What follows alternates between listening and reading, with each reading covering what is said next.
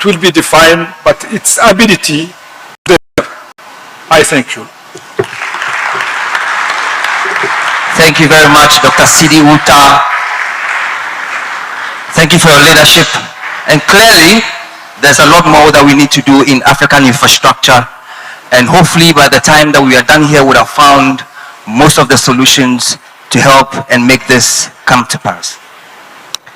I'd like now to invite on stage Abby Chams as we still celebrate the 10-year anniversary of Africa50.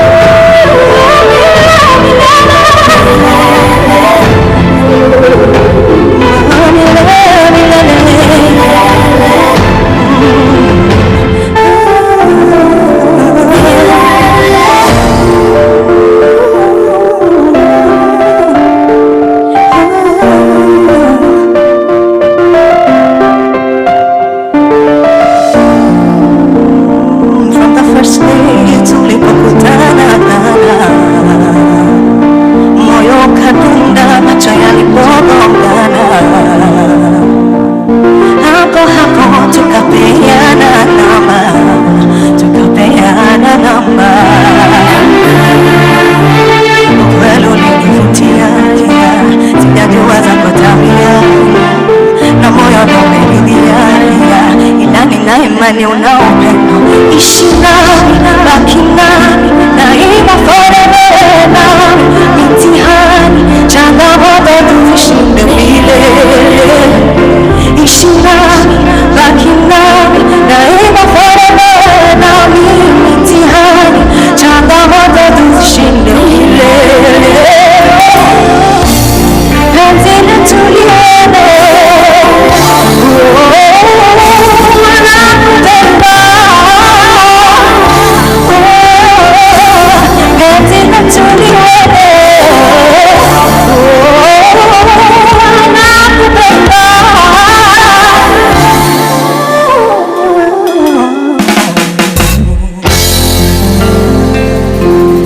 Thank you.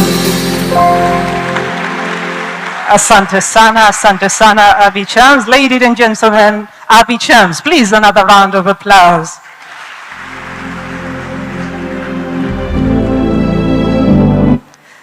It is now my great honor to invite Honorable Ambassador Hamis Musa Omar, our Minister of Finance, to deliver his remarks.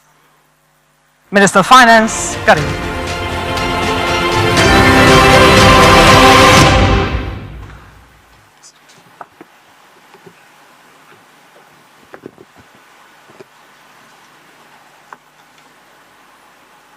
Haya ndiyo mapenzi ya miundombinu, bandari, barabara, viwanja vya ndege, mapenzi ya nchi zetu Tanzania, mapenzi ya bara letu Afrika. Jamhuri ya Muungano wa Tanzania, kazi na utu. Your Excellency Dr. Samia Suluhu Hassan, President of the United Republic of Tanzania, allow me to lean on the already established protocol, but perhaps I should also add recognition of the Chairman of the Standing Parliamentary Committee for the Budget, Honorable Mashimbandaki, and also our host, Honorable Albert Shalamila, the Regional Commissioner for Dar es Salaam. It is my distinct honor to welcome you all to the 2026 Infra for Africa Forum on the sidelines of the Africa50 General Shareholders Meeting, which will be held here in Dar es Salaam tomorrow. Your Excellency, with your permission and on behalf of the Ministry of Tanzania's Ministry of Finance and on my capacity as the host governor of Africa50, representing the United Republic of Tanzania, allow me to extend my warmest greetings to all the delegates who have traveled across Africa and beyond to participate in this important continental gathering. Their participation in these fora reflects our shared commitment to accelerating Africa's infrastructure transformation and strengthening partnerships that will shape the continent's future. I would also like to express our sincere appreciation to Africa50 for selecting Tanzania to host this year's General Shareholders Meeting and Infra for Africa Forum, particularly as the institution marks its 10th anniversary. We regard this decision not only as an honor, but also as a strong vote of confidence in Tanzania and in our collective vision of an integrated, connected, and prosperous Africa. Ladies and gentlemen, over the past decade, Africa50 has lived to the expectations and distinguished itself as one of Africa's foremost infrastructure investment institutions. Through its work in project development, investment mobilization, and strategic partnerships, Africa50 has demonstrated that African-led institutions can successfully mobilize capital, prepare bankable projects, and support the delivery of transformational infrastructure across the continent. As Africa50 celebrates its first decade of impact, we also look ahead to the opportunities that lie before us. Africa's infrastructure deficit remains significant, but so too are the opportunities to mobilize innovative financing, strengthen partnerships, and accelerate project implementation. The next decade must therefore be defined not only by ambition, but also by delivery. That's why the theme of this year's forum, a decade of economic impact from ambition to delivery, is therefore both timely and appropriate. It reminds us that sustainable development is achieved not simply through vision, but through effective collaboration among governments, development finance institutions, investors, and the private sector. It is these partnerships that transform ideas into bankable projects and projects into lasting economic opportunities for our people. Excellencies, ladies and gentlemen, for Tanzania, infrastructure development remains one of the key pillars of our national development agenda, the Vision 2050. We recognize that modern transport networks, reliable, Your Excellency. This decision reflected our confidence in Africa50's innovative approach to project preparation, investment mobilization, and the promotion of sustainable infrastructure development.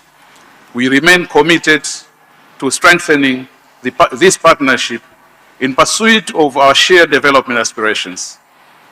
Excellencies, ladies and gentlemen, over the next 2 days, this forum will provide an important platform in Dar es Salaam, will generate concrete outcomes through new partnerships, increased investment, innovative financing solutions, and bankable infrastructure project proposals that will contribute meaningfully to Africa's sustainable economic transformation. Ladies and gentlemen, we are particularly honored that this opening ceremony is graced by Her Excellency Dr. Samia Suluhu Hassan, President of the United Republic of Tanzania.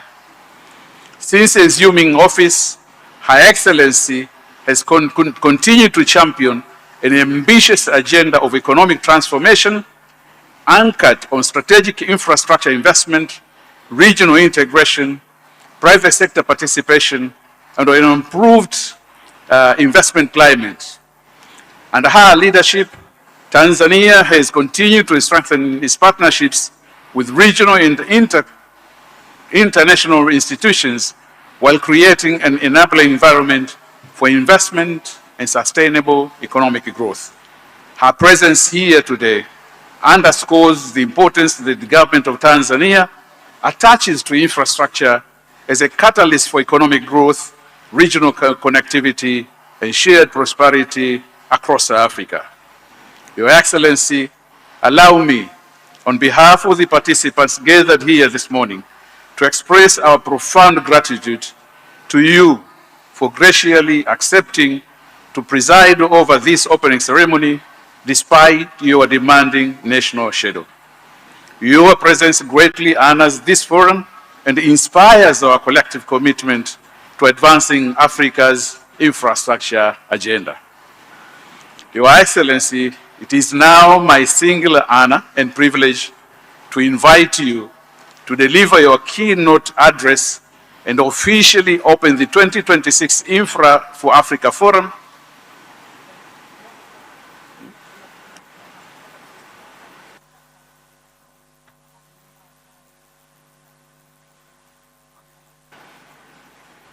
I'm reminded that we can always make more adjustments on our programs. So, Your Excellency, it looks like we have one more item before we invite you. So, with your permission, please allow our MSCs to continue with the program. So please, take the floor. Perhaps I thank you very much. Thank you very much, Minister for Finance, Ambassador Amis Musa Omar. After those great remarks, we will now move on, Your Excellency, with your permission, to a high-level dialogue. And in this particular dialogue, we are striving to highlight matters related to natural gas, in particular, the choices required to turn gas into financiable projects. And of course, also, we would also like to learn how we can have measurable domestic economic value. And to lead us in this dialogue, Your Excellency, allow me to call on the stage, first, His Excellency Wamkele Mene, Secretary General of the Africa Continental Free Trade Area. Please take your seat. Yes, from there. Thank you. Then we have Honorable Carla Lovera, Minister of Finance of the Republic of Mozambique.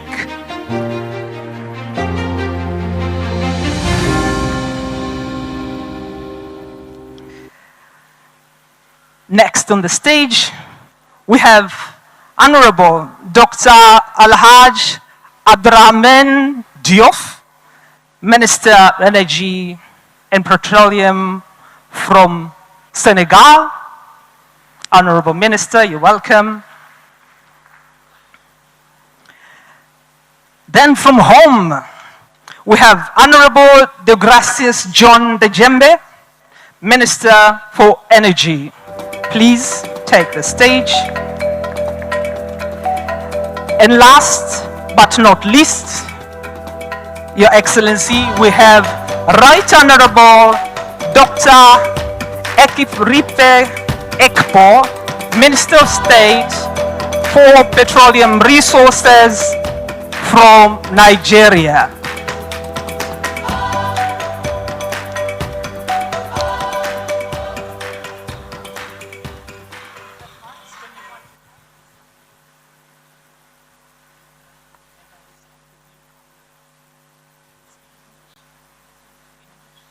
Okay. And I will start with her. The honor is all ours to have Carla from Mozambique, and she has informed me she will speak in English. Coming from Mozambique, you have vast resources. And I'm sure the audience in the room, when I introduced this high-level panel, I highlighted we will focus on natural resources. It will be good for you to highlight how should other gas-producing countries balance export revenue with reliable supply of domestic power and industry needs. Welcome. Thank you.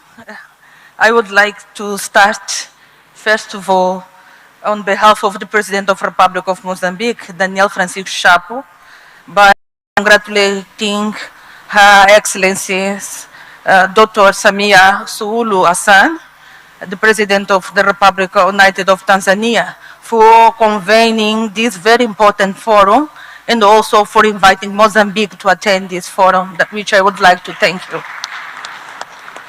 We have starting by saying that we are here, gathered here, at a decisive moment for the future of our continent as Africa seeks to achieve universal access to electricity, accelerate its industrialization, strengthen its competitiveness, and secure prosperity for present and future generations. And we would like to also start by highlighting the theme gathering for all of us in this particular forum, which is very relevant since decades. Africa has been recognized for its abundance of natural resource. Nevertheless, these resources have often been exported in their raw material, while the continent has continued to import high-value manufactured goods at considerable costs. And today, we have to inform that Africa accounts for only with 1.6% of industrial goods traded at global markets. And this pattern must to change. It's why we believe this forum is very important, since the true wealth of our resource lies not only in their extraction, but above all, in our capacity to add value, to create also jobs, develop skills, drive innovation, and achieve the structural transformation of our economy. Regarding the question particularly addressed to Mozambique, it is important to say that Mozambique energy sector, with its vast potential in renewable energy, natural gas, and critical minerals, represent one of the Mozambique's greatest opportunities available to accelerate industrialization. And what we did was to achieve three main objectives. The first of them is to find the right vision for Mozambique. The second is find the right finance source, blending finance. And the third, find the right mechanism of accountability, transparency, and based on that, we create our sovereign wealth fund. It is how we base all our process. On the vision, we must to say that was approved a master plan for electricity that covered the period of 2028-2045, and this plan is a very robust one, which identifies least cost priorities for generation, transmission, and distribution, including regional integration and energy exports to neighbor countries. But we also have an additional strategy, which is the strategy of transition energy strategy, which was approved in 2023. And this strategy recognized the natural gas as an essential transition fuel capable of supporting economic development and industrialization while enabling the rapid expansion of renewable energy. And we believe that this seeks Mozambique as a regional energy hub, promoting green energy industrialization and contributing as well for the global energy transition through the responsible use of the country's energy resource. We can see that based on this strategy was also defined the 4 pillars that we have to follow in order to ensure the green energy strategy and green energy transition that is based on development of modern energy system based on renewable energy, the green industrialization, the promotion of universal access of electricity by 2030, covering 100% of Mozambicans' population, and the last but not least, the promotion of low emissions mobility, which cover the electric mobility, the natural gas for vehicles, and biofuels. This is how the landscape is being designed. We also have on the line on the finance side, which is a blended finance comprising the bilateral, multilateral development partners, development agencies, the risk management entities as well, all are part of this process of finance, the energy sector in Mozambique. And we believe this is the right mechanism that we can put all together in order to push the development of the industrialization financed by the LNG sector. And the last but not least pillar is on the accountability and the transparency, where we create a very clear mechanism based on our sovereign wealth fund, which also was based on the very clear, we can say, the committee for supervision that was created by the parliament side. We also have the investment committee, which is reporting to the government side. And all of this is being based on the implementation of our sovereign wealth fund, which is based on the central bank, But based on the very clear fiscal rule that was approved by law, it is clear that 40% of the LNG revenues go to the fund and 60% is using to finance the budget for industrialization. So it's how we are organizing. Thank you very much. We see what Mozambique is doing. You were able to do that with a vision, and then you planned your finance, and towards the end, you say, with accountability, we are able to do that. Please, a round of applause to Honorable Claro. Allow me now to move to Nigeria. You also have abundance of resources. And the question I would like you to answer, your Right Honorable, is what are the lessons that we need to learn from the past with regards to exporting commodities at the expense of beneficiation and developing local value chain? And after you, we will welcome the Minister from Senegal, and I understand he will be speaking in French. Right Honorable, welcome. Thank you very much. I bring warm greetings from the President of the Federal Republic of Nigeria to Her Excellency Dr. Samia Hassan, the President of this great country. I recognize the CEO Africa50 and the working committee for what they are doing to convene this meeting here. And my co-panelists, it is important that African leaders have woken up to the responsibility of the day to address our challenges. When you go out everywhere, they talk about energy poverty in Africa, because for the past number of years, we've been exporting our crude. So today, I think we've come to realize the fact that we need to come back home and develop our country, so that when our leaders get out of this continent, they will not face with the issue of over 600 million Africans are lacking access to electricity. No, it shouldn't be. So today, looking at Nigeria, Mr. President Bola Ahmed Tinubu has taken a position that we need to develop gas utilization within the country.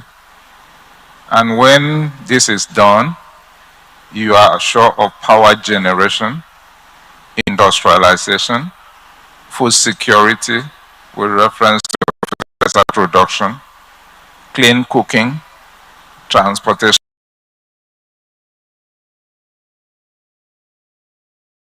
And when this is addressed, using gas in our dear country, some of those challenges will be addressed. We are really particular. Let me tell you that in our country, Nigeria, though we host the highest volume of natural gas in the continent, we are not selfish about it. We look into how we can transport this gas to other countries within the continent, so that they can take advantage of it. So the issue of continuously exporting our natural resources is no longer a priority now, even though you talk about foreign exchange. But then, if you utilize it within the country, you grow industries, as I've mentioned. This will create job opportunities. This will create revenue for the country. And you talk about the fertilizer production to guarantee food security for your people, because the primary responsibility of the government is to ensure that our people are living in the prosperity. And under President Bola Ahmed Tinubu, we are talking about from gas to prosperity. So in every sector of it, we pursue it that way. In the past, there was no issue of transborder gas pipeline. But today, I can tell us that we now transport our gas to Ghana, Togo, Benin Republic. And just last month, there was a meeting of the West African head of states where an agreement was signed between the national oil companies for gas to be exported from Nigeria through the Atlantic to more than 12 countries within that region to Morocco. This is what we are doing. And of course, as this gas passes through all these countries that will serve as off-takers, they will take advantage of it to improve their power generation, fertilizer production, industrialization, clean cooking, and of course, develop their own countries. It is not within at that level. We are doing same with Algeria. We are doing same with Equatorial Guinea. So the time has passed for us to continue to talk about exporting our natural resources. Rather, we use it. Next up, he will be speaking in French, so I'm going to ask you to get your translation gadgets. Kindly assist my panelists also. We are happy to have Honorable Dr. El Haj Abdurrahman Diouf, the Minister of Energy and Petroleum from Senegal. And the question I have for you, how do we think about developing cross-border, and I'm just taking it over from Nigeria, right? Cross-border pipelines to indeed drive gas trade and export internally and across the continent. Welcome. Okay, thank you very much. It is a great honor for us to be here, and I would like to thank you for the invitation. I'm switching in French, with your permission. C'est vraiment un grand honneur pour nous de venir ici en Tanzanie représenter le président du Sénégal, Bassirou Diomaye Diakhar Faye, son Excellence Madame Samia Hassan. Je voudrais vous transmettre les salutations fraternelles du président Bassirou Diomaye Faye, qui avait voulu être ici personnellement pour répondre à votre invitation. Et c'est un conflit d'agenda qui a fait qu'il ne peut pas être ici aujourd'hui. Alors, par rapport à votre question, le Sénégal est un pays qui est devenu gazier très récemment. Nous avons eu notre first gaz en janvier 2025.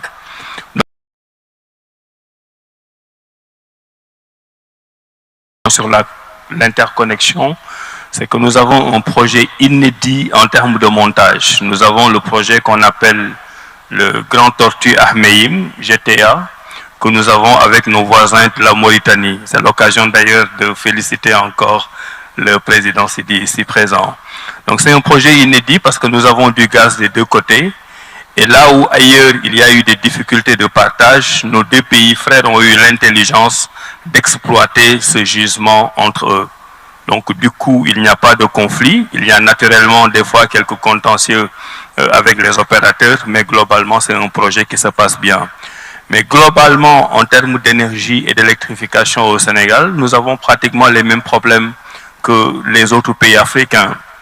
Chaque année, nous augmentons la production, mais chaque année, notre population augmente, les besoins augmentent, et nous ne parvenons pas à nous sortir en termes d'industrialisation ou tout simplement en termes d'accès universel. Par exemple, aujourd'hui, l'ensemble des 19 millions de Sénégalais n'ont pas tous accès à l'énergie et au gaz. Et nous avons deux chiffres clés que je voudrais partager ici. Le premier chiffre, c'est que nous avons 6471 localités à l'intérieur du Sénégal qui n'ont pas encore accès à l'université, à l'électricité du moins. Et pour financer ces 6471 localités, nous avons besoin de 400 milliards de francs CFA, ce qui est l'équivalent de 800 millions de dollars. Donc le message aujourd'hui par rapport à l'énergie, à l'interconnexion, c'est que le Sénégal a besoin de 800 millions de dollars pour pouvoir financer l'accès universel. Et l'objectif, c'est de l'avoir dans 2 ans. Et cela pose la problématique du financement. Nous avons des budgets qui sont plus orientés vers les dépenses sociales. Et de plus en plus, nous avons besoin de bâtir des privés vient se substituer à l'argent du public dans des domaines qui peuvent être rentables. Parce que sur ces régions dont je vous parle au Sénégal qui n'ont pas accès à l'université, à l'électricité, je parle souvent d'université parce que je suis ancien ministre de l'enseignement supérieur. Donc ça me poursuit encore. Et dans ces zones-là où on n'a pas accès à l'électricité, il n'y a que l'État qui peut faire des investissements qui ne sont pas rentables. Le privé ne va pas aller dans des zones qui ne sont pas rentables pour faire des investissements. C'est pour ça que nous devons trouver un équilibre entre le financement public et le financement privé pour pouvoir avoir accès à l'universel. Maintenant, pour terminer sur les questions d'interconnexion, non seulement nous avons l'exemple avec la Mauritanie, mais nous avons l'exemple de l'organisation de la mise en valeur du fleuve Sénégal et l'organisation de la mise en valeur du fleuve Gambie. C'est cela qui fait que si nous sommes en surcapacité, si nous sommes en surproduction, la Gambie, la Guinée et le Mali, qui sont des pays voisins, peuvent en profiter. Et si nous sommes en déficit, leur surproduction nous permet aussi d'en profiter. Cela veut dire que chacun essaie d'agir là où il est fort pour aider à réserver le déficit de l'autre. Là où je voudrais terminer sur les questions de transition, c'est une question toujours difficile pour moi, parce qu'avant d'être le ministre de l'énergie et du pétrole, j'étais le ministre de l'environnement et de la transition écologique, et je me battais tous les jours avec le ministre du pétrole. Maintenant, c'est moi le ministre du pétrole et je dois trouver l'équilibre. Naturellement, dans nos pays, et c'est ma conclusion, on ne peut pas, comme certains pays développés qui ont déjà utilisé le fossile, quitter du jour au lendemain pour parler d'une économie propre. Chaque pays a son histoire. Et l'histoire de nos pays, c'est que nous avons des gaps de pauvreté à résorber. Et aujourd'hui que nous avons du gaz et du pétrole, nous demandons une transition douce, une transition intelligente, une transition différenciée qui nous permette de bénéficier des fossiles pour régler un certain nombre de problèmes de pauvreté pour aller vers le renouvelable. Donc là aussi, nous devons avoir un équilibre entre les fossiles et le renouvelable, avoir un agenda africain où la ZLECAf, par exemple, pourrait avoir, en termes de transport et de commerce, un rôle extrêmement important. Et c'est cela que nous appelons la solidarité des pays africains. Je vous remercie. Thank you very much for sharing the initiatives that are ongoing in Senegal. Before I come to His Excellency Wamkele, let me come home, yeah, in Tanzania. And I have a question for you. I think the audience would like to hear, how can gas-producing country like Tanzania develop affordable, all right, and commercially sustainable LPG framework that will really, really help move Africa's gas resource from better value chains and will allow to expand access to clean cooking. I think this is a question dear to Tanzania. Honorable Ndejembi, the floor is yours. Yes, first of all, thank you very much for this question. It is well stated that almost 2.1 billion people globally do not have access to clean cooking. And if you break down that number, about 1 billion out of that is from Africa. And from that 1 billion that is from Africa, with people without any clean cooking access, you will see that 85% of that is from sub-Saharan Africa.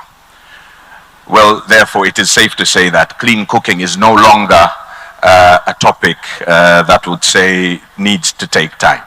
It is an urgent topic, it is a development priority, but it is simply not just an energy issue, but it is also a public health issue, environmental issue, gender equality and economical development issue. I'll come back home here.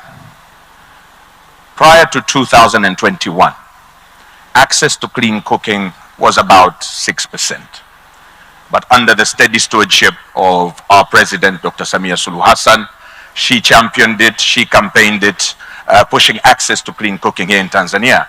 We have managed to move from 6% to about 28% today as we speak in 2026. And that has also increased our imports from about 290,000 metric tons per year to about 459,000 metric tons per year last year in 2025. So you see, we have made steps. However, by doing that, we still have created a bigger demand. Today here in Tanzania, 7 out of 10 households still use charcoal and other sources of energy for cooking. So there is still room for work.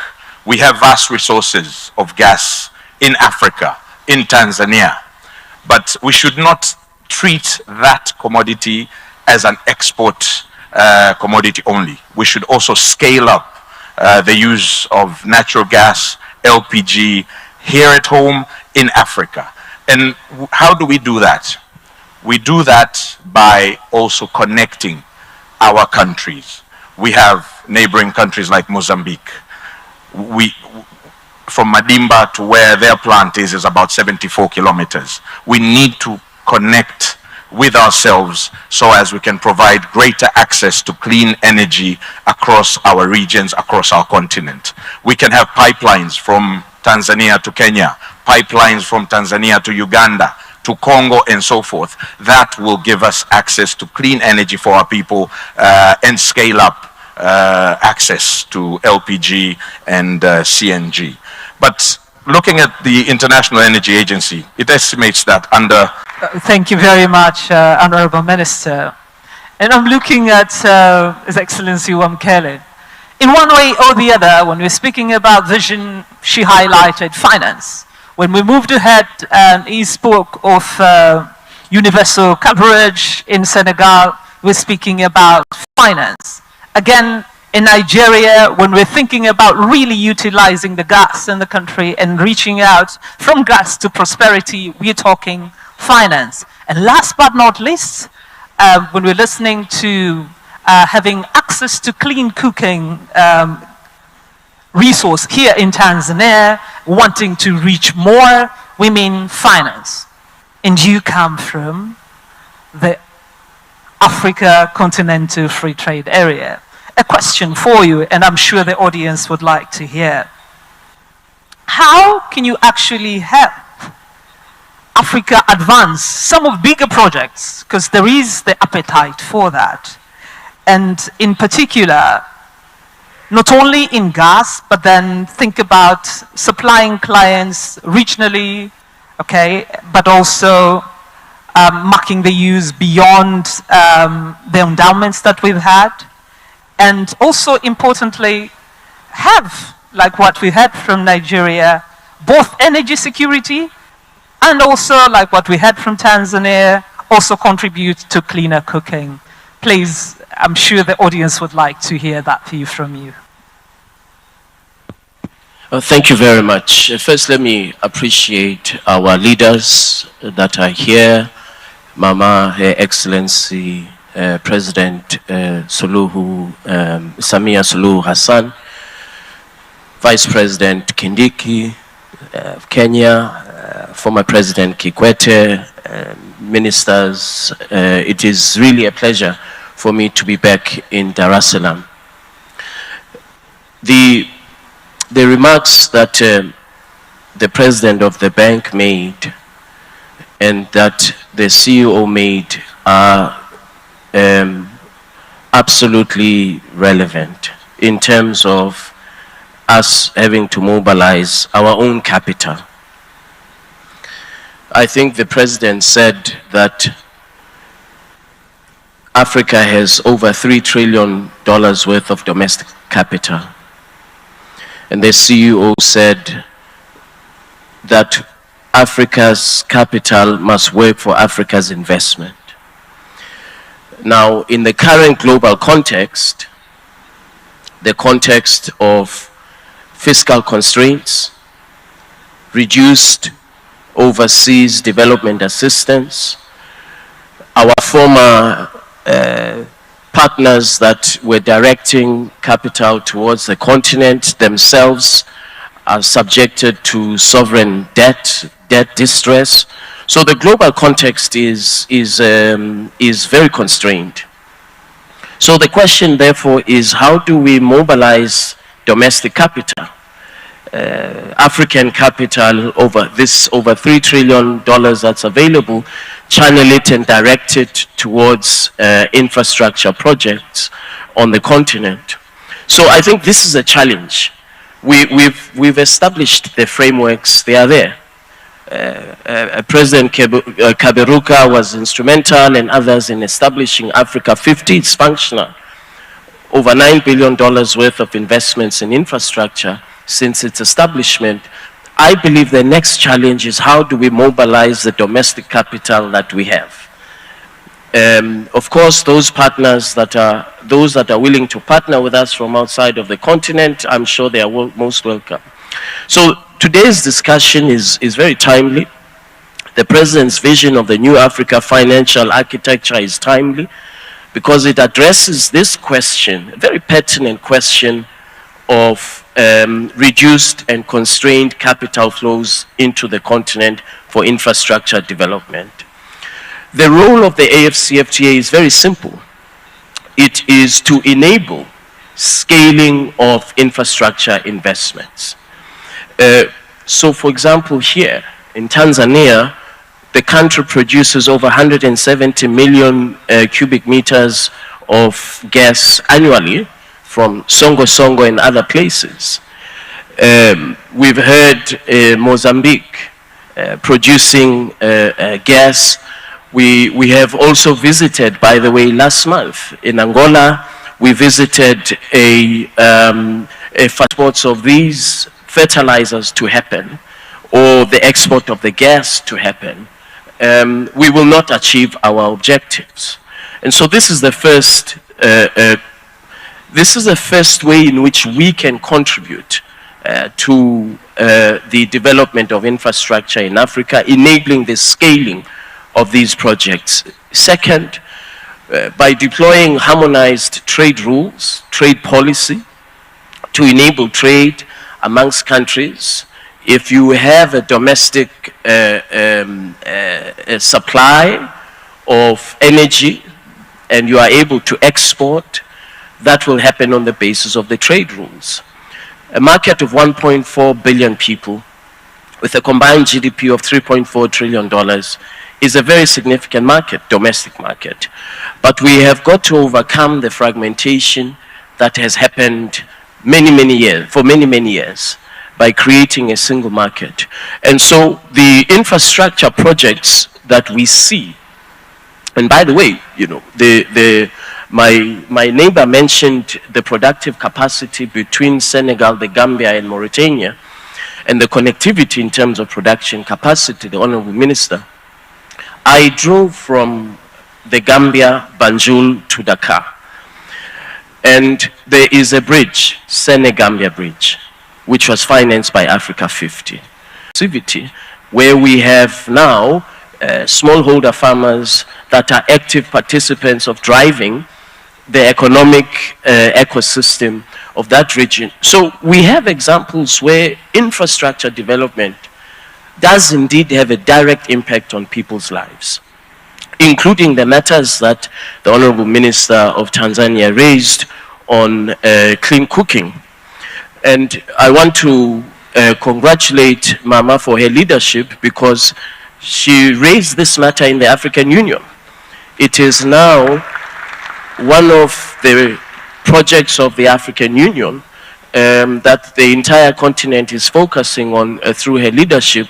And we were here last year for the Clean Cooking Summit that Mama hosted with AFDB. So for us, our role is very simple. Deploy the trade rules to enable scaling of infrastructure investment, create the investor confidence by applying the rules, deploy the trade policy instruments to enable the investments and the production at domestic level to be exported outside of the country that has access capacity. Thank you very much. Please, a round of applause to Wamkele. Thank you, Your Excellency. Now, 1 minute or less, preferably. I would like to hear from this high-level panel, by 2030, it's not very far, but it would be good to let the audience know, what is that one measurable outcome that would really demonstrate that we do have a gas strategy and we will really deliver that? I know most of you touched on it in one way or the other. One sentence. If you have that one sentence, that would be good. If you don't, it's also okay. And I will start all the way from Nigeria, come to Tanzania, Senegal, and I will finish with Mozambique. Karim. Thank you very much once again, Your Excellency, distinguished ladies and gentlemen. It's fantastic, and from what my brother from Tanzania mentioned, LPG. In Nigeria, under the directive of Mr. President Bola Ahmed Tinubu, we are to move 5 million homes from utilization of charcoal and all those heavy emission sources to clean cooking by 2030. And we are on track on that. So currently, we are moving around from state to state to ensure we encourage the homes with every state 27,000 cylinders of LPG filled, and we have promised to do that for 6 times. This is how to move them. It's not for rich homes, but for the poor homes, the less privileged, to move them from and using those heavy emission sources in their own cooking to protect public health. Thank you very much. Thank you very much. That's a big point. Thank you. A big campaign around clean cooking in Nigeria. Yes, United Republic of Tanzania. Welcome. Thank you. If there's one thing, it's that as Africans, we should not work in silos. We should collaborate. We should form infrastructure projects that are bankable, scalable, and that provide access to one another as a continent. Thank you. Thank you very much. Senegal. Nous avons un grand problème d'équité territoriale avec l'électrification rurale. Je disais qu'on a un grand problème d'équité territoriale avec l'électrification rurale. Parce qu'on parle beaucoup de gaz to power, de gaz to industrie, les questions de l'énergie de façon générale, mais nous oublions toujours qu'il y a une population très travailleuse qui n'est pas dans les grandes villes, qui est loin de ces questions de développement et qu'on doit aussi aider à se développer. Et le dernier point, c'est que puisque nous sommes en train d'exploiter notre gaz, nous voyons qu'il y a un problème économique de différence de vue entre les majors, les opérateurs et nous. Tous les majors veulent exploiter notre gaz, faire du GNL et aller à l'exportation. Alors que notre véritable besoin, c'est d'avoir le gaz domestique pour la gestion de nos propres besoins. Et ça, heureusement, le Sénégal et la Mauritanie l'ont très bien compris dans le cadre du programme GTA. Et nous travaillons tous les jours à essayer d'avoir nos ambitions communes prises en charge par ces opérateurs. Je vous remercie. Thank you very much. And I move to Wamkele, please. Well, thank you again. Well, I would say that let's set ourselves a target by 2035 of this in excess of $3 trillion of domestic capital that is in Africa. How much of that can we mobilize to direct towards our own infrastructure development? Given the current global context that I mentioned in the previous segment, let's set ourselves a target. Development finance institutions, our commercial banks, the African Union, as well as governments, how much of that should we mobilize, unleash, and deploy towards scalable investment infrastructure projects that will be cross-border, whether it is trade corridors, ports that service more than one country, road networks that connect markets. I believe that it is achievable. Thank you. Thank you very much. Important to set the target. Yes, Honorable Kala. For us, we do have a target, which is our main priority, achieving the full potential and capacity in terms of production of LNG by 2028, which is the time that is scheduled to achieve the high production of our LNG project, which is scheduled to transit from the current 3.4 tonic metrics of capacity to 38 per year. So this is our main priorities to achieve what we have already defined in our strategy.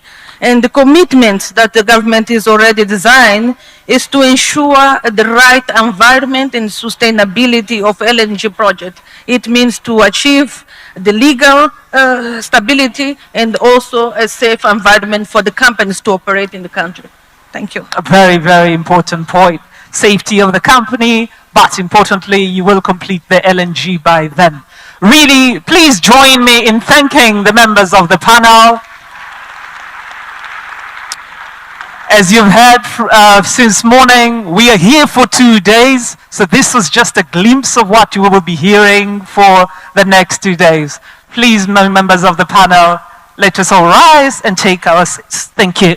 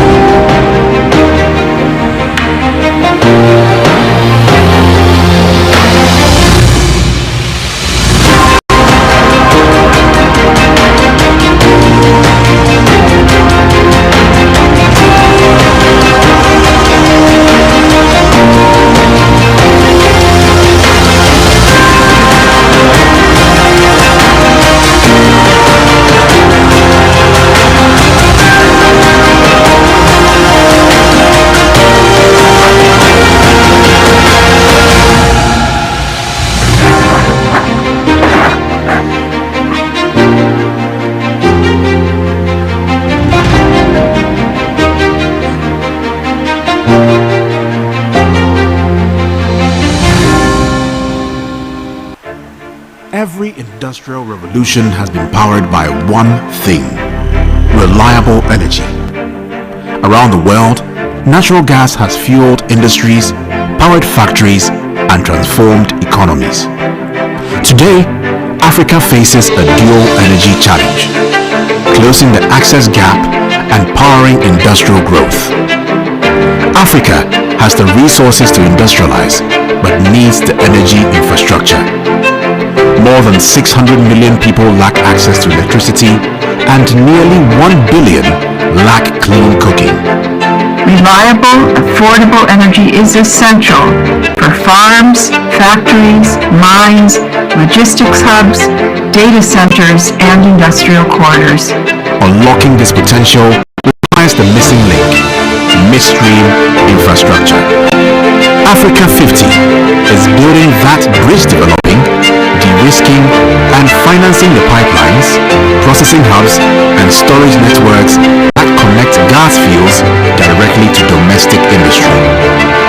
This is how Africa moves beyond exporting raw materials. By expanding midstream capacity, we turn gas corridors into industrial hubs, creating jobs, boosting trade, and securing the continent's energy future. The bridge between gas resources and industrial growth requires the right partner. Africa50, your trusted partner in gas infrastructure.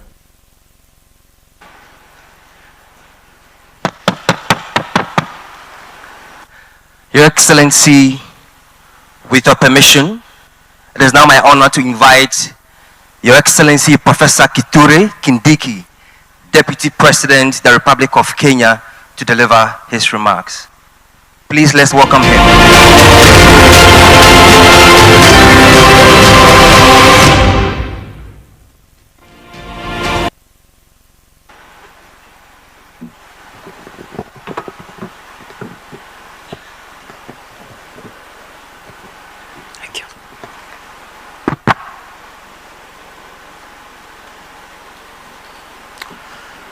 Mheshimiwa Dr.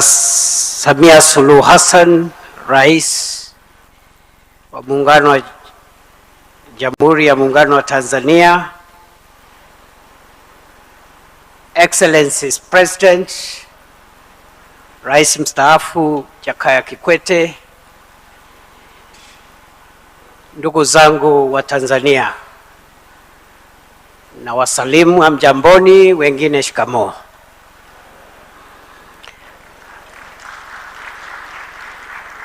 Madam President, I bring you greetings from your brother and counterpart, President William Ruto of Kenya, whom I'm representing here today. And I come here to do a very simple task. I've been asked to discuss Kenya's experience with large-scale energy infrastructure projects, the lessons we've learned, and I want to be as practical as I can because, as I have said again, mine is to give the perspective that perhaps we could share even as I listen to the experiences of the other countries from what we've just listened this morning. Your Excellency, energy is key to our industrialization. Also, we need reliable, affordable energy, which is also accessible to as many of our citizens as possible. We therefore need a backbone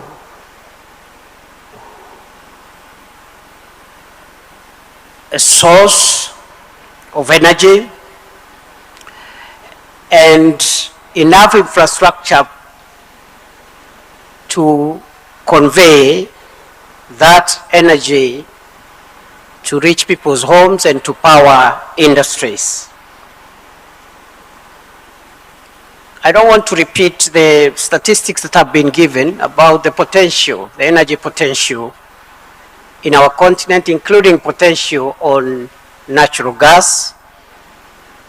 We have adequate, significant stocks of natural gas spread across our continent from Nigeria, Senegal, Algeria, Mozambique, Tanzania, and many more other countries, I believe.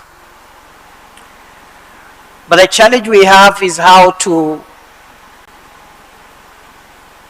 provide major energy infrastructure projects, which normally take a lot of time, require a lot of technical expertise, and also are costly to be able to industrialize. Many scholars and policymakers have cited the fact that Africa's arable land, mineral wealth, including natural gas, a good population, as drivers of Africa's future.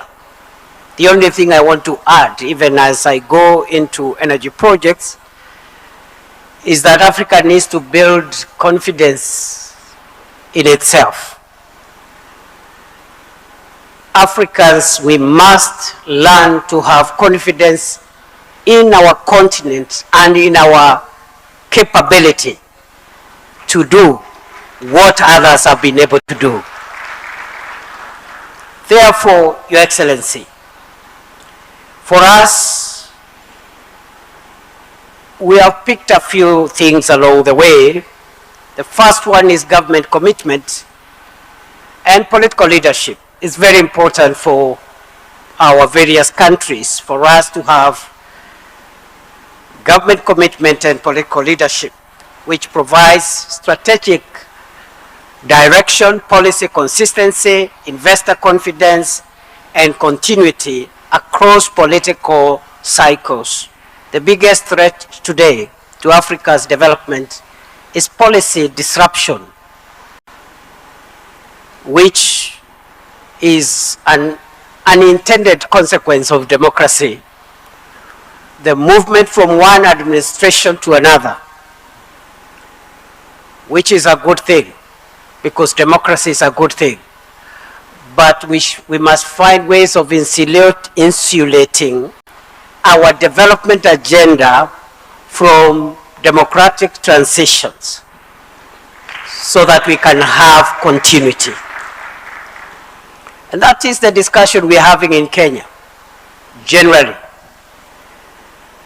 We have heard what President Samia has done in Tanzania, what President Ruto is doing in Kenya, and I'm sure many of our countries, our leaders are doing their best. But how do we assure that what the projects and the programs and the policy framework in place today will be in place 20, 30, 40, 50 years, so that as we do these things, we are looking at taking Africa from where we are today into the first world, because it is possible. Others have done it, Africa can do it. But if we are going to have disruptions every time there's an election, every time there is a succession from one administration to another, then that is going to be a big bottleneck. So consistency, continuity, and stability is a very key enabler of these wonderful objectives around infrastructure. As we build a democratic Africa, we must build a wealthy Africa at the same time, and the two outcomes are not mutually exclusive. Number two, robust policy and regulatory framework which provides predictability for investors, lenders, and developers, while ensuring environmental, technical, and consumer protection issues. That is a big lesson that we need to carry along, even as we develop these big transnational and long-term infrastructure projects, including energy projects. Number three, we need to develop technical capacity at the local level in our countries. This will reduce dependence on foreign expertise. It will lower project costs and build long-term national ownership of our projects. Number four, we need long-term integrated planning. As I have said in my opening sentence, the need for long-term integrated planning is to ensure investments are aligned to future demand, resource availability, and least cost development pathways.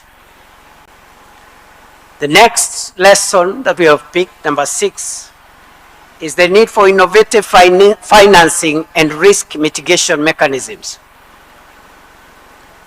The case has been made for mobilizing domestic resources, both in our countries, but also regionally. And I'm glad to see the president of the ADB group here and all the other institutions that are underwriting Africa's future in the financial and resource space. So we need to have innovative ways of mobilizing resources, both nationally and regionally, to be able to reduce investor risks, lower cost of capital, and enable implementation of capital-intensive projects. What we are doing in Kenya, we've just put in place the National Infrastructure Fund, where we are mobilizing resources from the stock market by selling off part of the stakes that government owns in government-owned entities, mobilizing and using that capital to crowd in private sector financing and bring on board financial institutions, pension funds, and everybody else, including the regional financial institutions which are represented here today. So we must think innovatively on where to get money, because the traditional sources of capital and finance are changing for various reasons, which I don't want to delve into today. Number 7, and it is linked to number 6, is private sector participation and benefit sharing. Lesson number 8, they need to have the people of Africa move with us. It is not enough to build roads and railways and ports and harbors and gas pipelines. It's important for us to carry the people of Africa for whom we work to go with us and to reason and travel with us the journey. The need for community engagement and benefit sharing secures the social license to operate the projects that we want to do. It reduces delay. Some of the projects have been delayed because of our inability to manage the social, economic, environmental, and other issues around some of our projects. You end up with delays, you end up with court cases, litigation, conflicts, and this affects project sustainability. We have also learned about effective contract and project management to prevent cost overruns, delays, disputes, while at the same time ensuring quality project delivery. The next lesson, number 10, is environmental and social safeguards, I think, which is already I've alluded to ensure sustainability and improve access to financing, as well as protecting communities and biological diversity. We have also learned about the power of regional trade and cross-border infrastructure, which has been alluded to by some of the previous speakers. And we need to organize ourselves. In this space around LNG, for example, the pipeline from Mozambique, Tanzania, I see no reason why it should not extend to Kenya, up the coast, and it can go to the other directions as well, so that we can share not only we can share in the economies of scale and be able to leverage on our various strengths. Your Excellency, therefore, the matter before us is how can Africa build energy infrastructure, including LNG infrastructure, at a scale and pace which is commensurate with our state of development today and where we want to go tomorrow. And therefore, we have a dual responsibility of making sure that we provide access to reliable, affordable energy, while at the same time having low emissions of, in terms of environmental protection. It is therefore possible to utilize the significant resources that Africa has, including LNG resources, if we collaborate with one another. Just to give an example of the power evacuation program that we are running between Ethiopia, Kenya, and Tanzania, which has a capacity of evacuating 2,000 megawatts, but at the moment is evacuating 800 megawatts of power from Ethiopia, 700 megawatts into Kenya, 100 megawatts into Tanzania. And I think those are some of the areas which we need to work on and expand, because the capacity is there and the physical infrastructure is already in place. Tanzania has led by example in this space, but we need more infrastructural projects for gasification, regasification, power plants, and pipelines, so that we can take this matter to the next level. Your Excellency, once more, let me summarize by address in simple terms, because sometimes we complicate what we want to say with a lot of English. The future of this subject matter and the future of our continent lies on how we handle 5 things. Number 1, the people. I have talked about the need for us to go along with the people. The story of Africa's development must be written together collectively. And that's why it is important that Kenya largely does not fall under that category. Kenya does. And if you look at our constitutional order in many of our countries, there is need for identity, there is need for democratic space and expression and identity. But there is also, increasingly going forward, the need for African leadership to pursue not just the politics of identity. In fact, we should overcome the politics of subnational identity and promote more the politics of interests and wealth creation.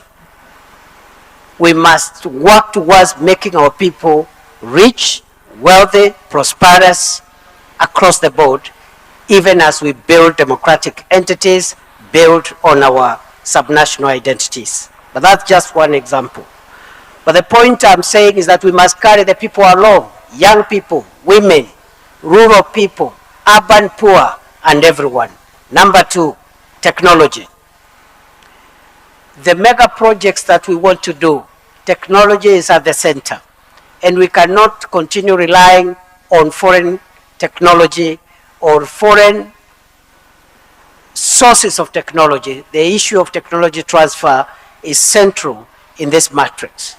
Number 3 is the issue of partnerships, especially between the public and private sector, to provide resources, not just financial resources, but also blend the human resources from public and private sector to give us the outcomes we require. Number 4, it is governance. Governance. I think part of it has been spoken to. This area about energy, resources, and natural resources require better governance so that we can be able to attract investments, build the confidence of investors, and secure the wealth of our people. Finally, it is the issue of political stability. We can build the best roads, the best airports, the best railways, the best seaports, but without long-term political stability, all that can be washed away. And therefore, we need to invest in strategic security, not just for our countries, but for our region as a whole. Because any instability anywhere in Africa is instability in our own countries. We have seen how the 1980s, 90s have looked like.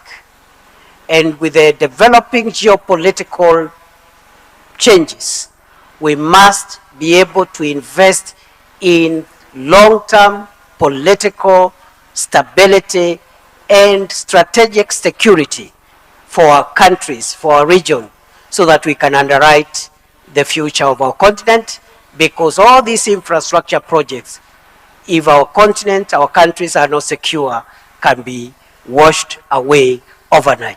Thank you, and it's a pleasure for me to address you. Thank you very much. Thank you very much, Your Excellency, and thank you for the nuggets of wisdom that you've shared. We really appreciate it. Thank you so much. Your Excellency, ladies and gentlemen, one of the defining features of the Infra for Africa Forum is that apart from the conversations that move or unlock funding into infrastructure, it's also a platform for action. We have signings that we are going to do that are actually coming out of some of the things that we've already spoken about, including gas. And I'm also proud to say that, Your Excellency, 3 out of those 5 are related to Tanzania. So we are going to start with the very first signing, which is between Africa50 and the Tanzania Ministry of Health. And this is an agreement for the expansion of access to dialysis and renal care across Tanzania. Please help me to welcome here Dr. Grace Magemba, Permanent Secretary, Ministry of Health, United Republic of Tanzania. I'll also invite Mr. Jalal Kimji, Chief Executive Officer of the Africa50 Principal Investment Fund. This is actually very important for Tanzania because it can help extend life-saving specialist care to more patients with kidney diseases, strengthen the capacity of the public health system, and also advance the country's commitment to universal health care coverage. Aja, my colleague, will help us to run through this.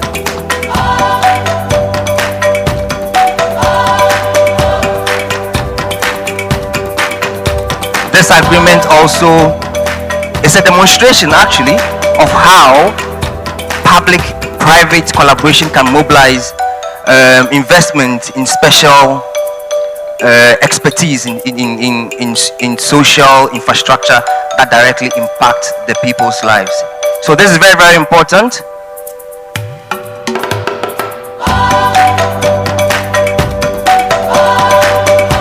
Access to dialysis and specialist renal care is a matter of life and death for patients. So these kind of agreements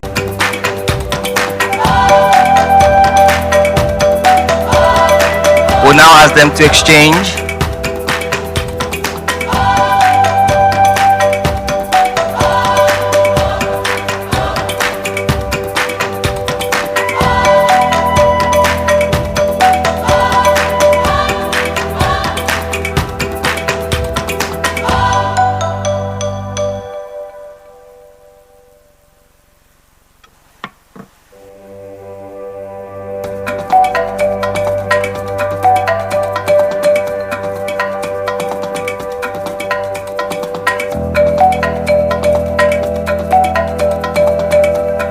Yes, we'll take a picture now.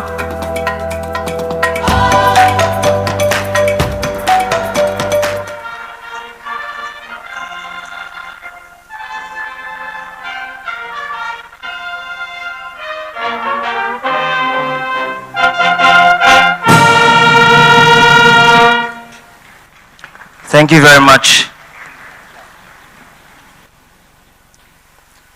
The second signing is an agreement between Africa50 and the Tanzania Electricity Supply Company, TANESCO. And this will be to formalize a partnership between the two organizations for the implementation of electricity transmission PPPs in Tanzania. May I please invite up here the signatories for this particular signing. Remember that Africa50 led the first ever PPP transmission line signing in Kenya, and as we promised, we are going to scale and take it across other African countries as well. May I please invite the signatories to come up?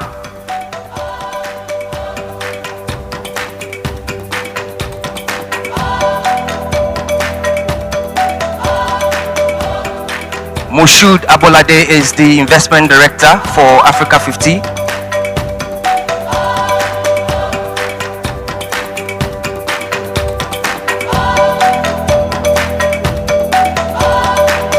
We have the acting managing director for TANESCO, Engineer Timothy Imgaya.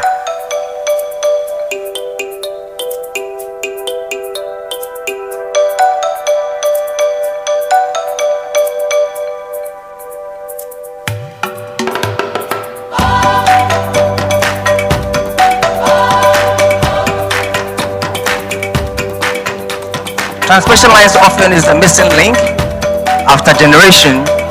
If we need power to power our industries, we need to now connect that power to where it's needed most. So this project is really, really important. And we are proud to say that now we're moving to Tanzania for this very, very important project after Kenya, and more African countries will also benefit from Africa50's expertise in transmission lines PPP.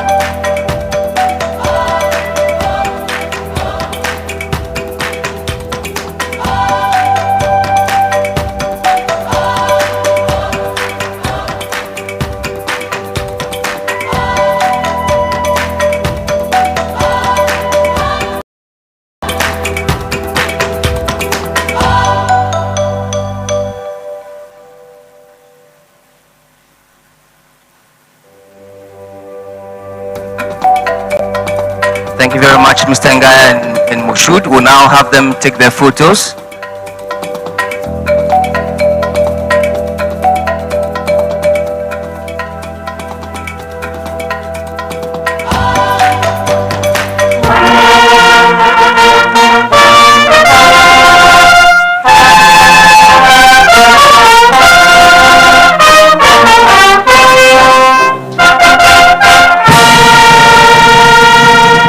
Thank you. I'm pleased to say that the third one is also related to Tanzania, and this is the Tanzania LNG project signing. Today, Africa50, Tanzania Petroleum Development Corporation and Taka Arabia are signing this agreement to develop a pilot project that will supply Tanzania's natural gas to industries across the country. You've heard a lot about gas today and how it's so important to unlock industrialization in Africa. So please, may I invite the signatories for this particular signing as well. Anas from Africa50, Executive Director. May I also invite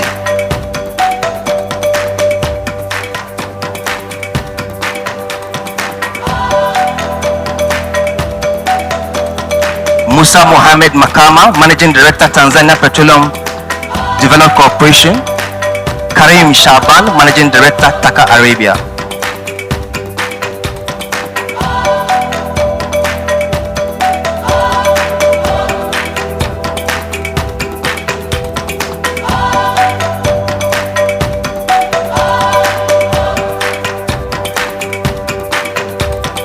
Again, this project is very, very important because it's going to help Tanzania use more of its domestic gas power local industries, and then also strengthen energy security and reduce reliance on imported fuels.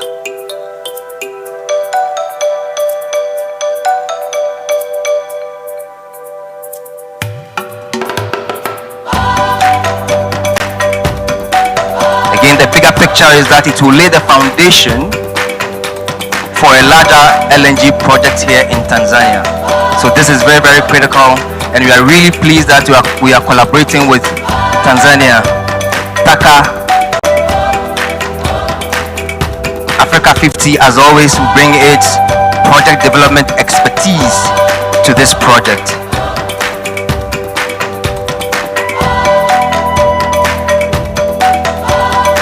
The good thing is that this is a model that can be expanded.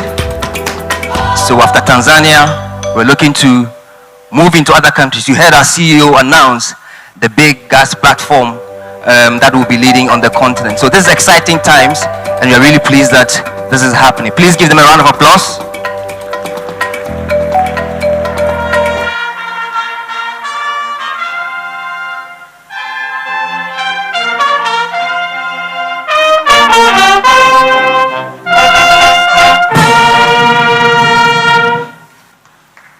Thank you.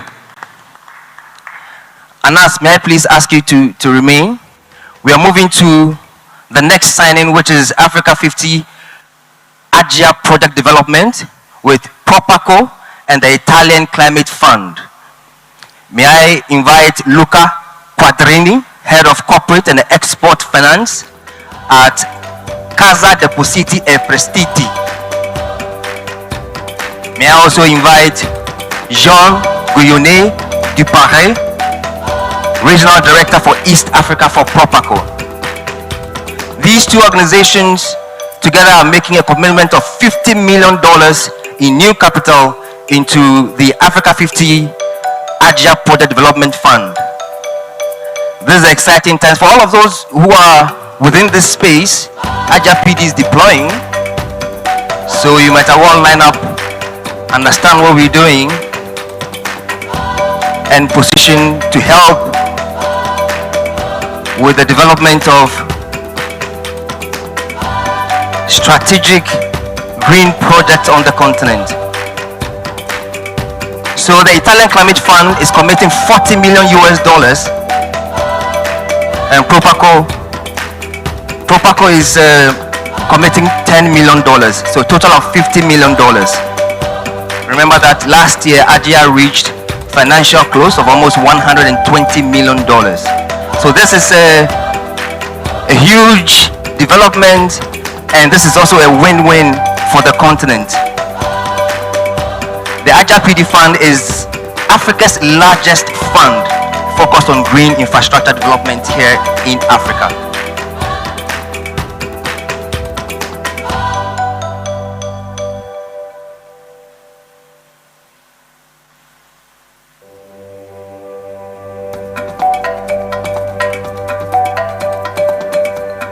All signed and sealed. A round of applause.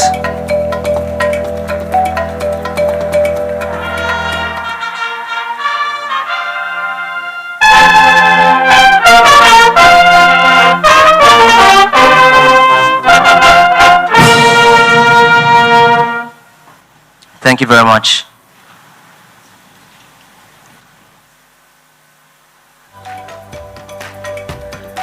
And the final one for this morning is the Africa50 and British International Investment BII Agreement. May I please invite Mr. Leslie Masdop, Chief Executive Officer for British International Investment.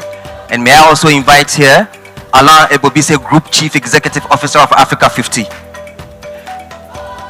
Please let's welcome them with a round of applause. This is a strategic partnership on infrastructure investment in Africa.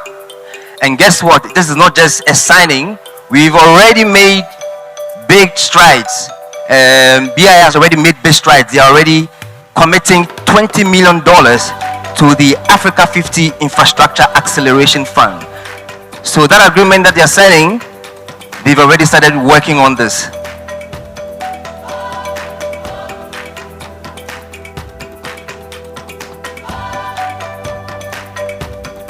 Africa's infrastructure ambitions cannot be driven only by public finance, so we need that partnership that we've heard over and over again in this room this morning to be able to reach there.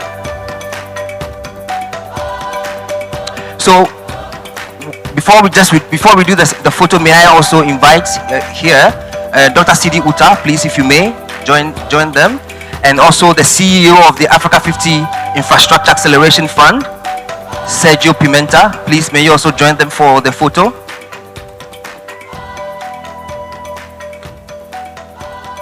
Sergio is leading our Africa50 Infrastructure Acceleration Fund. So that $20 million, he will be managing that.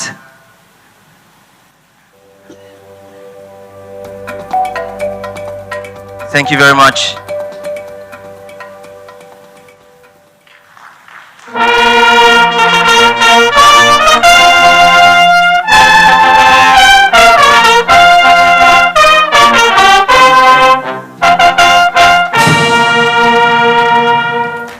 Thank you.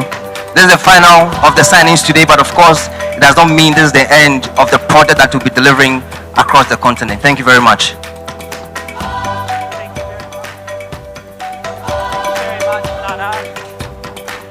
Thank you very much, Nana. Please, a round of applause for witnessing the agreements. Your Excellency, we've gathered here today, and many thanks to our sponsors. We acknowledge the support we received from Stanbic Bank. Thank you. We acknowledge the support received from Mohammed Enterprises Tanzania Limited. We acknowledge support from TPA. We also acknowledge support from TPDC. We also acknowledge support from PSSF. Yes, Tanzania as a media group and Mwananchi Communication. Before I welcome the next speaker, allow me to let the audience know, after our program, we've heard so many times Dr. Kaberuka being mentioned. He will have a fireside chat. Please don't plan to miss. And before that, you will also hear a showcase of investment in Tanzania. May I now, Your Excellency, allow me to welcome the President of the African Development Bank and Chairman of the Africa50 Board, Dr. Sidi Odita, to give words of appreciation and also to welcome you to address this audience. Karibu sana, Dr. Sidi. Please, a round of applause to him. Thank you very much. Allow me really to express our gratitude to Her Excellency Dr. Samia Suluhu Hassan, President of the United Republic of Tanzania, for the warm welcome and for hosting this annual meeting of the General Assembly of Africa50 and the Infrastructure Forum for Africa. Allow me, Your Excellency, to invite you to deliver your keynote statement. Welcome.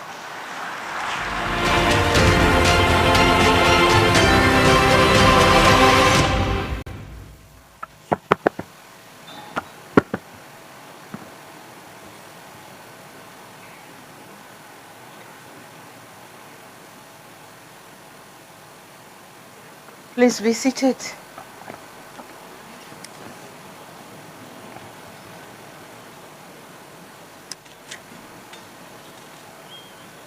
Your Excellency, the former President of the United Republic of Tanzania and one of the founding members or presidents of the Africa50, and this is none than Dr. Jakaya Mrisho Kikwete.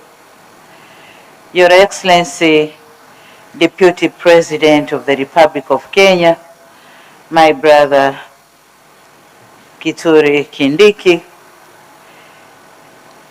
Your Excellency, representatives of the heads of state and government, I also acknowledge the presence of Your Excellency Dr. Sid Odita, President of African Development Bank and Chairman of Africa50.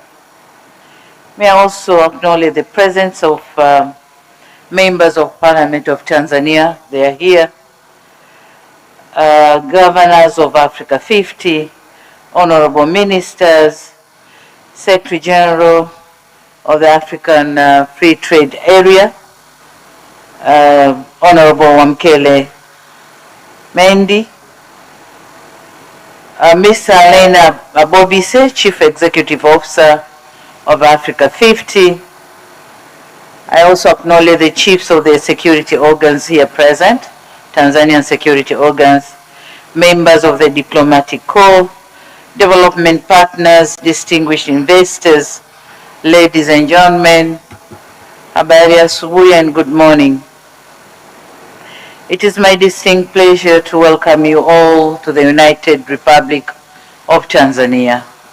And on behalf of the government and the people of Tanzania, I extend our warmest greetings and heartfelt appreciation for Africa50, or to Africa50, for entrusting our country with the privilege of hosting this year's Infra for Africa Forum and General Shareholders Meeting. Since its establishment, this forum has become one of Africa's vital platforms for shaping the continent's infrastructure and investment agenda. We are extremely honored that following the successful hosting of previous meetings by fellow African nations, including the last one in Mozambique, Tanzania has been chosen to welcome this distinguished gathering this year. Thank you very much, and you are most welcome. And this reflects growing confidence in Tanzania's economic transformation, investment potential, and a strategic role as a gateway connecting Africa's markets. More importantly, it reaffirms our shared conviction that Africa's future is best driven by African leadership, African capital, and African partnership. Before I proceed, allow me to thank the previous speakers and my dear brother Kindiki and the panelists for informative dialogue throughout from East Africa to West Africa that indicates gaps we have and opportunities for investments we have in our continent. Excellencies, distinguished participants, the theme of this year's forum that says a decade of impact from vision to delivery is both timely and benefiting. Clearly, Africa has never lacked visions. Through the Agenda 2063, the African Continent Free Trade Area, and our national development plans, we have set ambitious goals for socio-economic transformation of our societies. Our priority now has pivoted towards delivery, and I insist, delivery. It goes without saying that our people measure progress not by the declaration we make, but by the visible outcomes, such as roads, reliable energy, efficient ports and railways, digital connectivity, and infrastructure that creates jobs, attracts investment, and improves lives. That's why this forum matters. It is indeed bringing together leaders, investors, financiers, and development partners with a common purpose. The purpose is to transform ideas into bankable projects, partnerships into investments, and Africa's immense potential into lasting prosperity for our people. We meet at the time of heightened global uncertainties, marked by geopolitical tensions, conflicts, climate change, supply chain disruptions, and financial pressures. Although many of the challenges originated beyond Africa, their impact sends ripple effects across our continent. These realities reinforce the need for Africa to build resilience and self-sustaining economies by adding value to our resources, strengthening regional value chains, expanding intra-African trade, and mobilizing domestic capital for our own development. At the heart of this transformation is infrastructure. Our roads, ports, railways, energy systems, and digital networks must drive growth, withstand future shocks, and enhance Africa's competitiveness.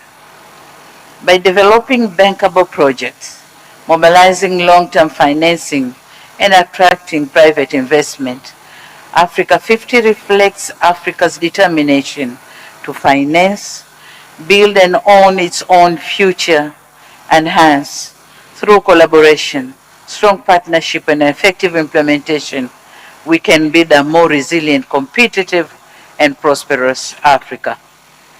Excellencies and distinguished participants, as for us, Tanzania, our infrastructure transformation is guided by the Tanzanian Development Vision 2050 for the 25 years to come, whose implementation commenced last month, July this year. The vision spells out our ambition to build a competitive, industrialized, and inclusive economy driven by innovation, human capital, sustainable development, and modern infrastructure. Recognizing that this transformation cannot be achieved by the government alone, our 25 years journey to 2050 places the private sector at the center of economic growth, with ambition that 70% of economic contribution will be driven by the private sector, locally and global private sector. Our role as the government is therefore to create a predictable investment climate, deliver strategic public infrastructure, and build partnership that unlock private sector capital, innovation, and entrepreneurship. Over the past years, Tanzania has undertaken ambitious infrastructure development programs in our history. We have expanded and modernized the port of Dar es Salaam, enhancing its efficiency and strengthening its role as a regional trade and logistic hub. We are advancing the standard gauge railway to improve connectivity, reduce transport costs, and facilitate trade with neighboring countries. And we also investing in strategic roads, network, bridges, logistic corridors, and modern airports so as to strengthen national, regional, and global connectivity. Efficient access to regional and global market. Tanzania's strategic location along the Indian Ocean has historically positioned our country as a natural gateway to Africa. Today, through sustained investments in infrastructure, we are strengthening this role by connecting markets, facilitating trade, and supporting regional integration. As an active member of both the East African Community and the Southern African Development, occupies a unique position as a bridge between the two important regional blocs. We are committed to using this position to strengthen cross-border trade, develop regional value chains, and promote infrastructure that connects our people, industries, and unlock Africa's economic potential. Distinguished participants, talking on building Africa's next generation infrastructure, we are relying heavily on building integration systems that drive industrialization, innovation, and competitiveness. And in this respect, energy remains the foundation of economic transformation. Without reliable, affordable, and sustainable energy, industries cannot grow, business cannot expand, and economies cannot compete.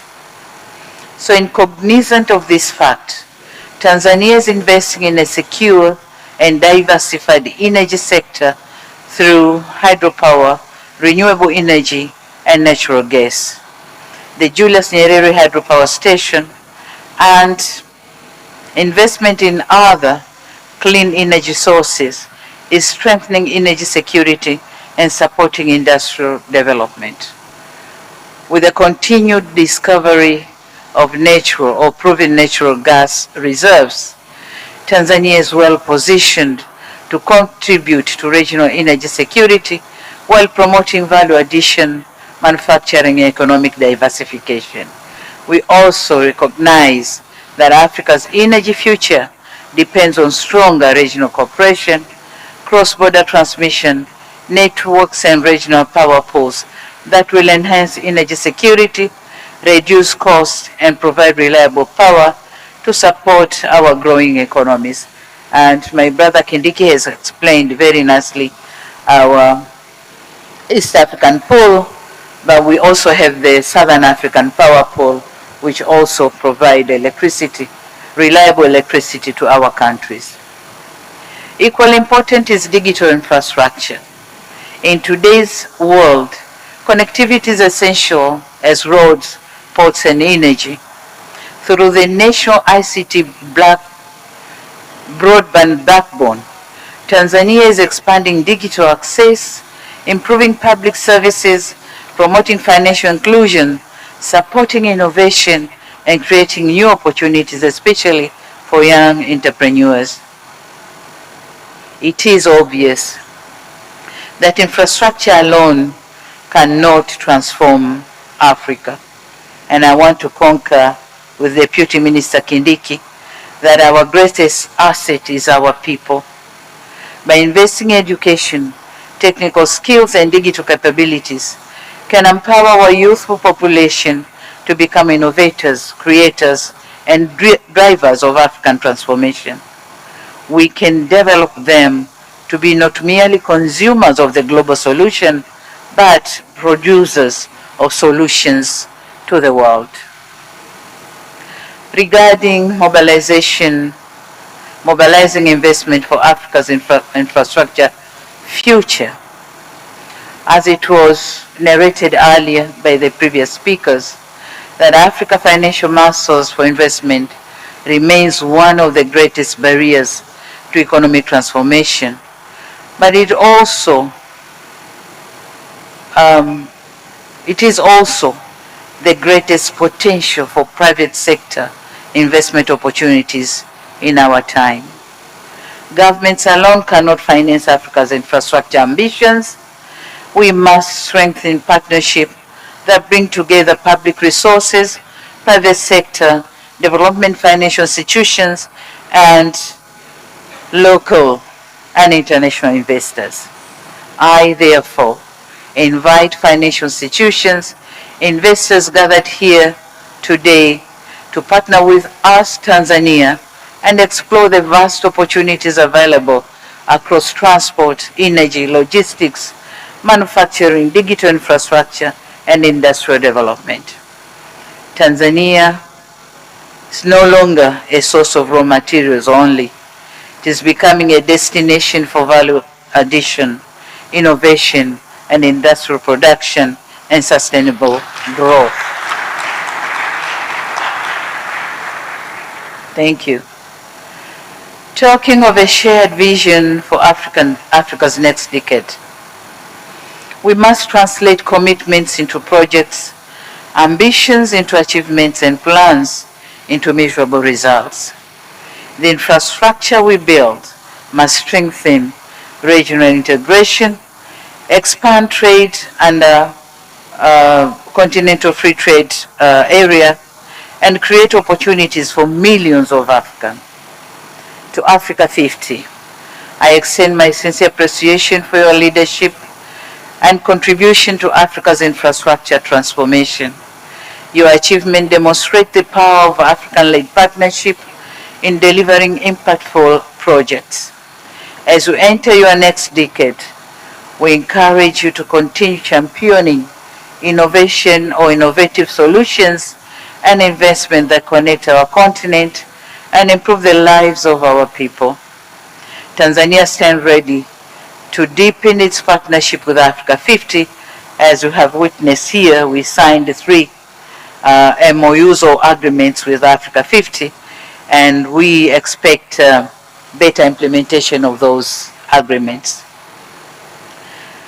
So Tanzania stands ready to deepen our partnership with Africa50, investors and all stakeholders committed to building a connected, competitive, and prosperous Africa.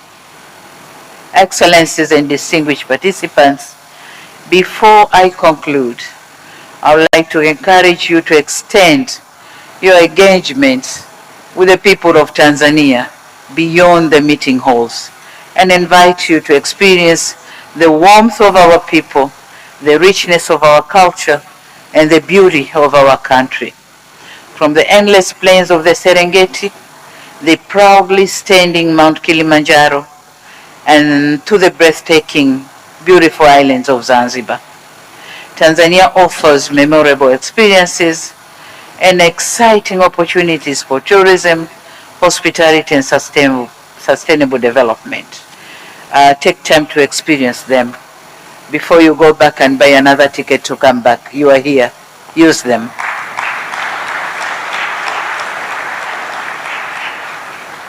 I also wish to share our pride in hosting, together with our neighbors, Kenya and Uganda, the historic Total Energies CAF African Cup of Nations, AFCON Pamoja 2027. The first ever AFCON tournament to be hosted in East Africa, and the first in the history of the competition to be jointly hosted by 3 countries. This milestone reflects not only our shared passion for sports, but also Africa's growing confidence and ability to deliver world-class events while strengthening regional cooperation and investments in sports. As Africans, when we work together, there's no limit to what we can achieve. With these remarks, it is now my honor and privilege to declare the 2026 Infra for Africa Forum and Africa50 General Stakeholders Meeting officially open, and I wish you fruitful deliberations.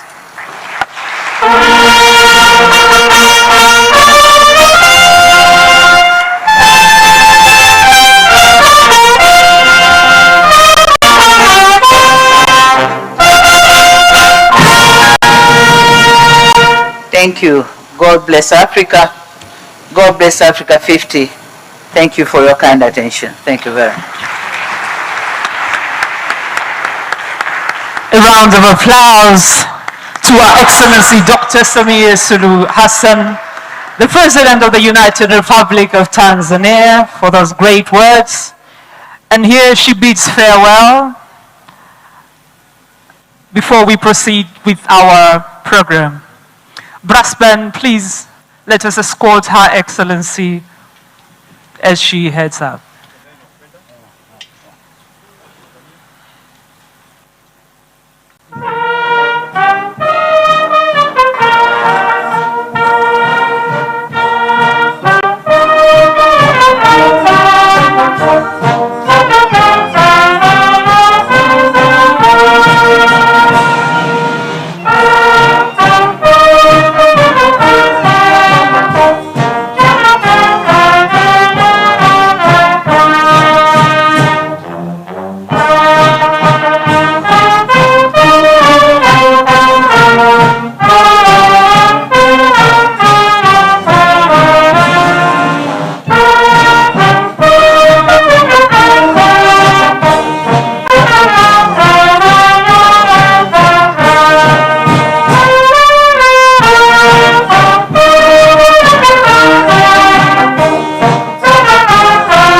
Take your seats.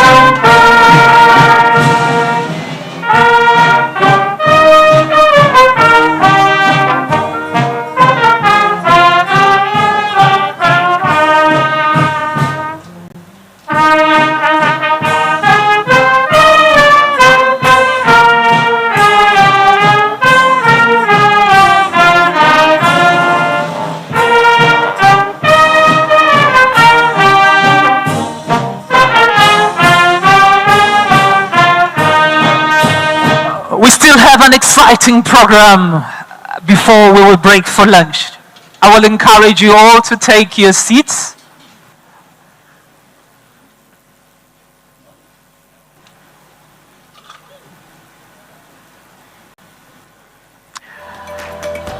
Next up, we have investment showcase that will be done by TISEZA together with ZIPA. May I please call upon ZIPA and TISEZA.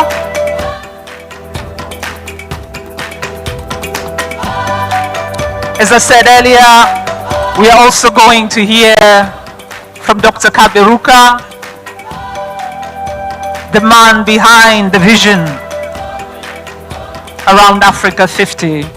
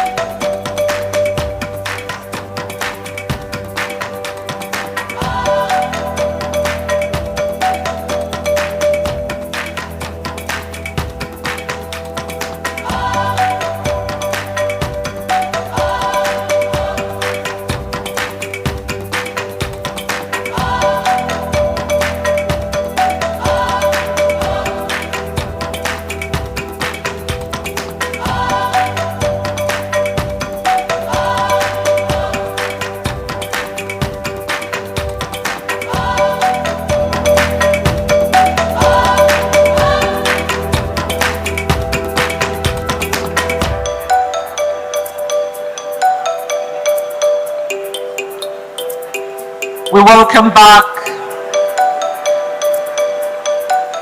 Dr. Sidi together with Honorable Ambassador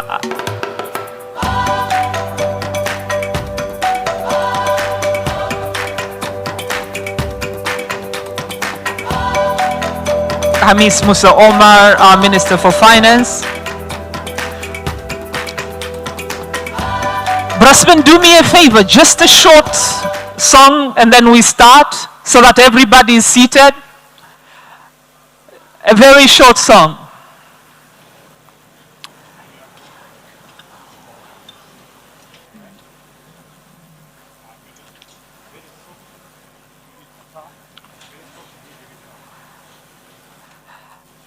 Tafadhali naomba tumruhusu Mheshimiwa Rais mstaafu Kikwete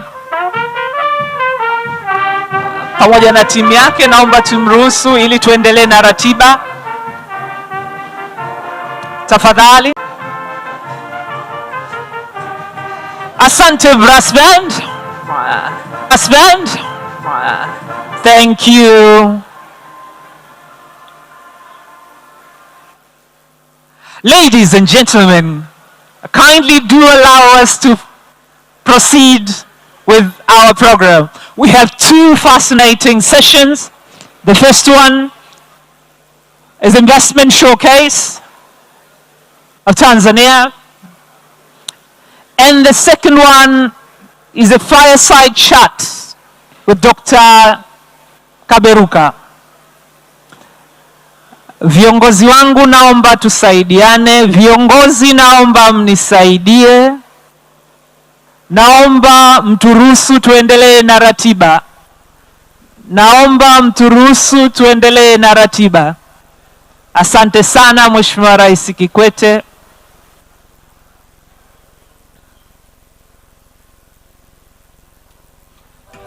Thank you Dr. Sidi. Thank you Alain. Thank you Vera Songwe. Thank you for taking your seats. Mheshimiwa Omera, asante kwa kuchukua nafasi yako. Waheshimiwa mawaziri, wabunge, wenye viti wa kamati, manaibu waziri, asanteni kwa kuchukua nafasi zenu tuweze kuendelea na ratiba. We do have a networking lunch.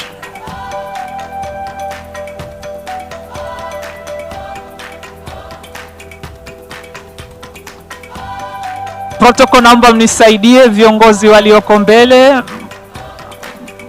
mwapeleke sehemu ya faragha tuweze kuendelea na ratiba.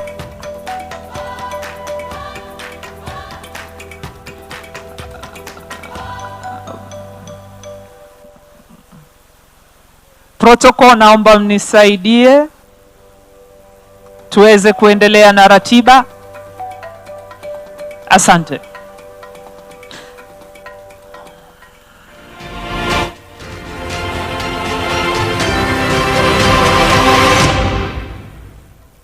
Ladies and gentlemen,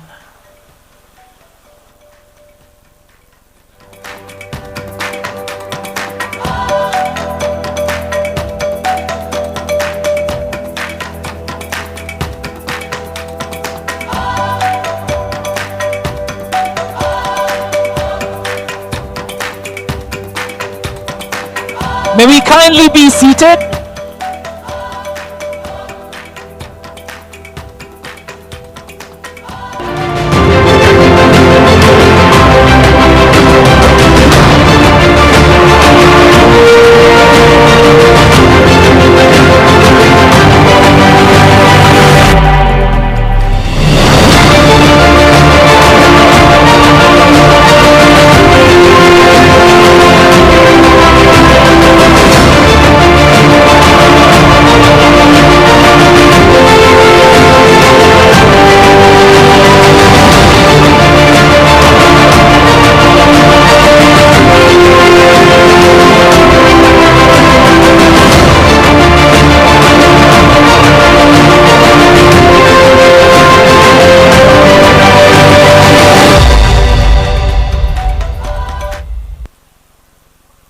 Great.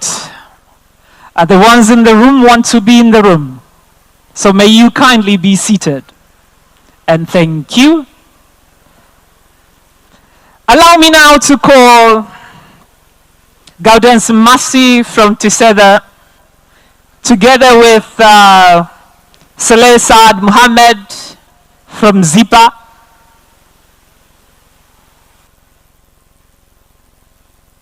for the investment showcase session.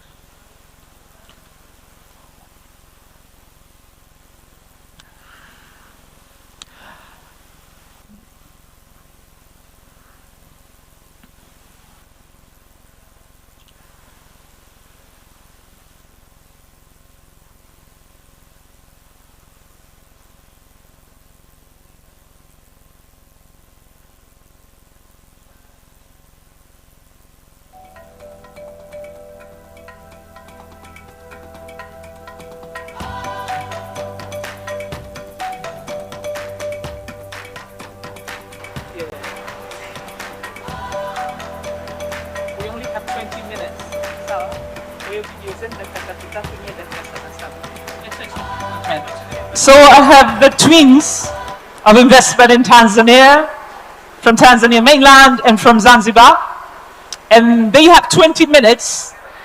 Each one will be preceded by a video of about 3 minutes, and they will make a presentation for 7 minutes. Studio, please let's start with Tiseza. Thank you very much.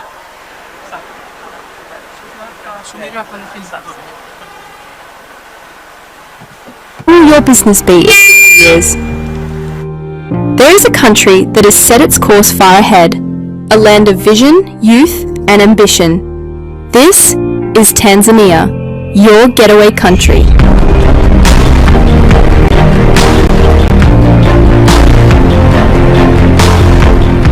In 2025, Tanzania launched its Vision 2050, a bold blueprint for a competitive, inclusive, industrialized economy, one that embraces sustainability, technology, and prosperity for all. Tanzania is the gateway to East and Southern Africa. With world-class logistics and new infrastructure, we connect your business to over 1.4 billion people. With over 94% mobile money penetration, digital banking, and venture capital support, Tanzania is investing in people who invest in ideas.